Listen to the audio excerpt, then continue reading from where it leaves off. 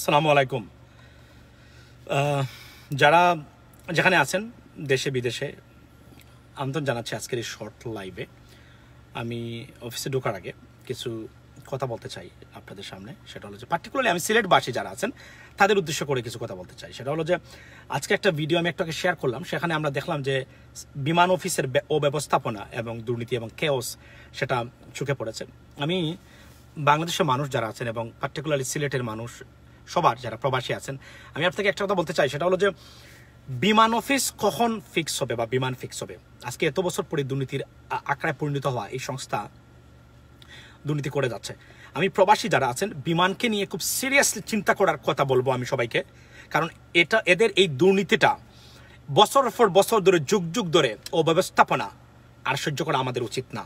আমাদের একটা জায়গাতে ঐক্যবদ্ধ হতে হবে। সে জায়গাগুলো হলো যে প্রবাস কেন্দ্রিক যারা প্রবাসী আছেন প্রবাসীদেরকে নিয়ে আর বাণিজ্য দুর্নীতি এগুলা করতে দেওয়া হবে না। এই জন্যই রেমিটেন্স ফাইটার্স অফ বাংলাদেশ আমরা নিয়ে আসছিলাম যে এই বিষয়গুলা তুলে ধরবো। বিমান আজকে এত বছর হয়ে গেল, এখনো সেই দুর্নীতিগ্রস্ত কোনো ধরনের ব্যবস্থাপনা আসতে পারেনি। পৃথিবীর প্রত্যেকটা বিমান সংস্থা যেখানে লাভ করে সেখানে বাংলাদেশের একমাত্র সংস্থা রাষ্ট্র পতাকাবাহী বিমান মানে আপনার এই ট্যাক্সপেয়ার্সের মানি নিয়ে লুটপাটে ব্যস্ত। লন্ডনের মতো জায়গাতে বসে পৃথিবীর সবচেয়ে বড় বাংলাদেশের বাইরে শক্ত এবং স্ট্রং কমিউনিটি হলো যুক্তরাজ্য, সেখানে পর্যন্ত তারা দুর্নীতিতে নিমজ্জিত। তাই আমি আপনাদের বাংলাদেশের মানুষ এবং যারা প্রবাসী আছেন বিমানকে নিয়ে সিরিয়াসলি চিন্তা করার সময় এসেছে। আপনার রাষ্ট্র ব্যবস্থা কখনো বিমানকে নিয়ে বা এই ধরনের দুর্নীতির আপনার প্রতিরোধ কখনোই করতে পারবে না। ওই রাষ্ট্র ব্যবস্থা আপনাদের নেই।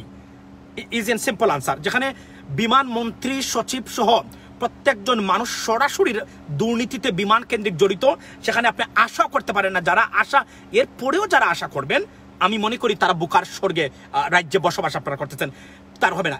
যদি পরিবর্তনের জায়গাগুলো নিয়ে এখন কথা বলতে হয়, পরিবর্তন করতে হয়, আমি মনে করি প্রবাসীরা আমাদের ঐক্যবদ্ধ হওয়া উচিত এবং আমাদেরকেই কথা বলতে হবে। তাই আমি বিমানকে বলছি 3 মান্থ সময় দিলাম। আজকে 3 মাসের মধ্যে যদি আপনারা বিমানকে ঠিক করতে না পারেন ওই অব্যবস্থাপনা এবং দুর্নীতি, প্রবাস থেকে সারা বিশ্বের প্রবাসীদেরকে আমি বলছি বিমানকে বয়কট করার ডাক আমরা দিব।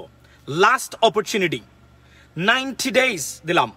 এই 90 দিনের ভিতরে যদি কোনো আশা মানে এমন কোনো উন্নতি আপনারা করতে ব্যর্থ হন, আমি আপনাদেরকে আজকে বলছি বিমান কিন্তু মারাত্মক একটা মানে ক্রাইসিসে পড়ে যাবে।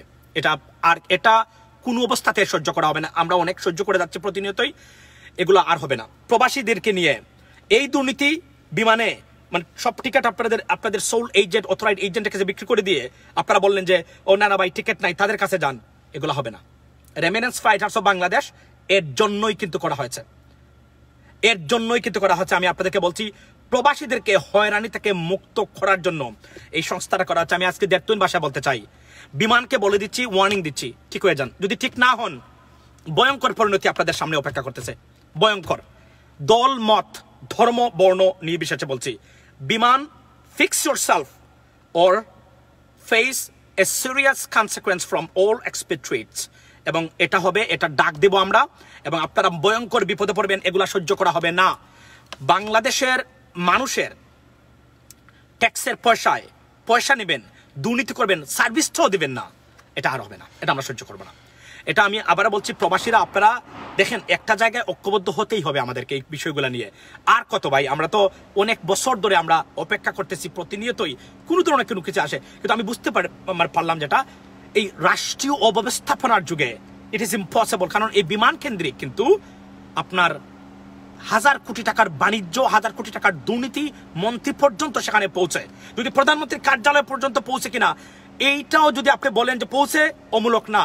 হয়তো প্রধানমন্ত্রী নেন না, কিন্তু প্রধানমন্ত্রীর কার্যালয়ের কিছু ব্যক্তি আছেন, অফকোর্স এটা দুর্নীতি। বাংলাদেশের মতো দেশে প্রধানমন্ত্রীর কার্যালয়ে দুর্নীতিগ্রস্ত মানুষ আছে, সচরাচর ছিল, এখন আছে, সবসময় আছে।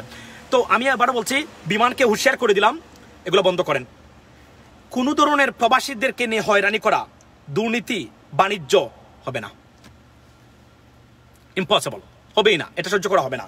আর আরেকটা কথা সিলেটবাসীকে বলতে চাই, সেটা হলো আপনারা রিসেন্টলি একটা বিষয় দেখেছেন যে জঙ্গি নাটক হয় বাংলাদেশে। আমি জানি এগুলো সব প্রত্যেকটা জঙ্গি নাটক, কিন্তু প্রত্যেকটা জঙ্গি নাটক সিলেটে কেন ভাই?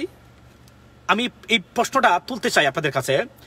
জঙ্গি সারা বাংলাদেশে নাকি জঙ্গির কাজকর্ম তারা করে, কিন্তু জঙ্গি ধরা পড়ে সিলেটে, বুঝতে পারলাম না। জঙ্গিকে মারতে হলো শ্রীমঙ্গলের মানে জঙ্গলে আপনারা যান। Why is that? তাহলে কি সিলেটবাসী জঙ্গিবাদে বিশ্বাস করে? তাহলে না, সিলেটবাসীর খুব আত্মীয়তা বা সহজ সরলতার সুযোগ নিয়ে জঙ্গিরা সিলেটে গাঁটি করে? আমি সিলেটবাসীকে এই বিষয়ে সচেতন থাকার জন্য এবং এই বিষয়টা খতিয়ে দেখার আহ্বান জানালাম। বারবার জঙ্গি কেন, সব জঙ্গির ঘটনা কেন সিলেটে ঘটে, এটা কিন্তু সহ্য করা হবে না। ইত্রামির একটা সীমা আছে। এই মিথ্যা জঙ্গি নাটক সিলেটে করা যাবে না। আমি আজকে ঘোষণা দিয়ে গেলাম আপনাদেরকে, কোনো জায়গায় করা যাবে না। আর বারবার কেন সিলেটে? সিলেটের মান সম্মান, সিলেটিদের মান সম্মান নিয়ে খেলা করার অধিকার আপনাদেরকে কে দিয়েছে? আমি আজকে বলতে চাই, যে কোন জায়গাতে হলো জঙ্গি নাটক, সিলেটের নেতৃবৃন্দ যুক্তরাজ্য যুক্তরাষ্ট্র থেকে শুরু করে সারা বিশ্বের যেখানে যারা আছেন, আমি বলে দিচ্ছি, জঙ্গি নাটক আপনারা করতে পারেন, এটা রাষ্ট্রীয় অপরাধ। কেউ যদি থেকে তাকে ধরেন, কিন্তু এইভাবে বাংলাদেশটাকে জঙ্গিময় করার অধিকার আপনাদের নেই।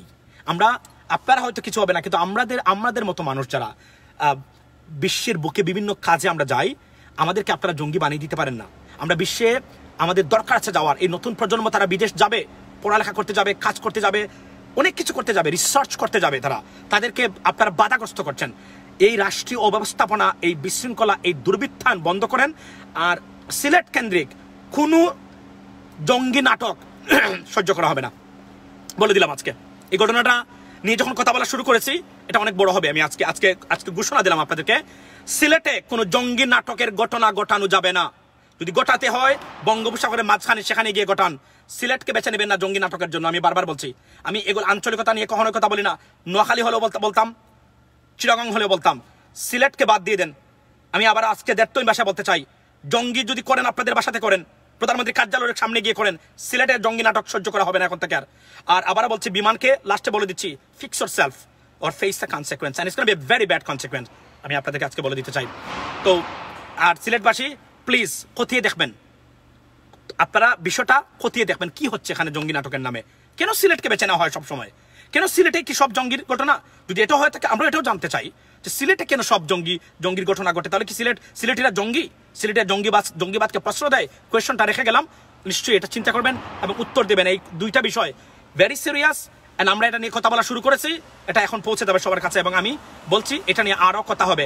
সিলেটকে নিয়ে জঙ্গিবাদের নাটক সাজানো যাবে না। এটা আমরা প্রতিরোধ করে দেব, ভয়ঙ্করভাবে প্রতিরোধ করব। প্রমাণ দিতে হবে। যদি জঙ্গিবাদ সত্যিকার অর্থে সিলেটবাসী এটা করে থাকে, আমি এদের বিচার চাই। আর যদি না হয়, you have to stop right নাও।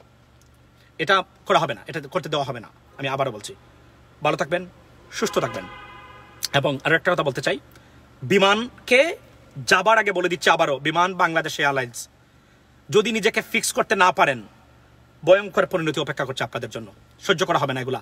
বছরের পর বছর, যুগ যুগ ধরে এই দুর্নীতিবাজরা রেল এবং বিমান শেষ করে দিচ্ছে একদম। হাজার হাজার কোটি টাকা বাংলাদেশ থেকে প্রতি বছর আপনারা ট্যাক্স পেয়ারের মানি আপনাদেরকে দেওয়া হয় ফিক্স করার জন্য। সবে লাভ করছে, আমরা কেন ক্ষতি করবো? একটা সিট মিলে না, একটা সিট পাওয়া যায় না। এতটা মানুষ, এত আপনার বিমানে চড়তে এত আগ্রহী, তারপরে এত লস কেন? এটা জিজ্ঞেস করলাম। এই দুইটা প্রশ্ন রেখে দিলাম, ভবিষ্যতের জন্য মাত্র শুরু হলো। শেষ কোথায় হবে সেটা জানি না। ভালো থাকবেন, সুস্থ থাকবেন। যারা শেয়ার করেছেন, কমেন্ট করেছেন, এখানে অংশগ্রহণ করেছেন, অসংখ্য ধন্যবাদ। সাথে থাকবেন দুর্নীতিবাজ সিন্ডিকেট ব্যবসায়ী যারা প্রবাসী কেন্দ্রিক, এদের মূলোৎপাটন আমরা করবই। এই প্রমিস নিয়েই রেমিটেন্স ফাইটার্স অফ বাংলাদেশের যাত্রা শুরু। এক পাও এখান থেকে ক্ষান্ত আমরা হবে না। ভালো থাকবেন। আপনাদের